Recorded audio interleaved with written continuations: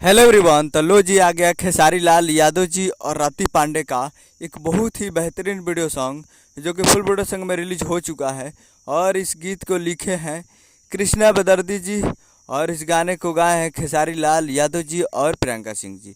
और इसमें म्यूजिक भी दिए हैं कृष्णा बदर्दी जी ही, जो कि आपको स्क्रीन के ऊपर दिखाई दे रहा है। जिस सॉन्ग का टाइटल रखा गया है तो हर जोरा भगवानों से ना लागी, जिसका टाइटल है तो हर जोरा भगवानों से ना लागी।